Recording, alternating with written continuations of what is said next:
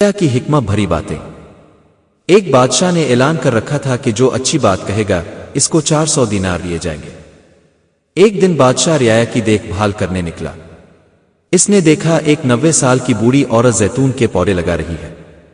بادشاہ نے کہا تم 5-10 سال میں مر جاؤ گی اور یہ درخت 20 سال بعد پھل دے گے، تو اتنی مشقت کرنے کا کیا فائدہ؟ بوڑھی عورت نے جواباً کہا جو ہم نے پھل کھائے وہ ہمارے باؤں نے لگائے تھے اور اب ہم لگا رہے ہیں تاکہ ہماری اولاد کھائے۔ بادشاہ کو اس بوڑھی عورت کی بات پسند آئی، حکم دیا اس کو 400 دینار دے دیے جائے۔ جب بوڑھی عورت کو دینار دیے گئے وہ مسکرانے لگی۔ بادشاہ نے پوچھا کو مسکرا رہی ہو؟ بوڑھی عورت نے کہا کہ زیتون کے درختوں نے 20 سال بعد پھل دینا تھا جبکہ مجھے میرا پھل ابھی مل گیا ہے۔ بادشاہ کو اس کی یہ بات بھی اچھی لگی اور حکم جاری کیا اس کو مزید 400 دینار دیے جائے۔ جب اس عورت کو مزید 400 دینار دیے گئے تو وہ پھر مسکرانے لگی۔ بادشاہ نے پوچھا اب کیوں مسکرائی؟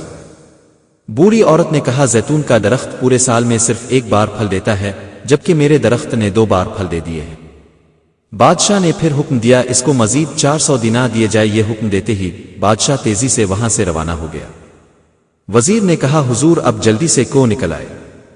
بادشاہ نے کہا اگر میں مزید اس عورت کے پاس رہتا تو میرا سارا خزانہ خالی ہو جاتا، مگر عورت کی حکمت بھری باتیں ختم نہ ہوتی۔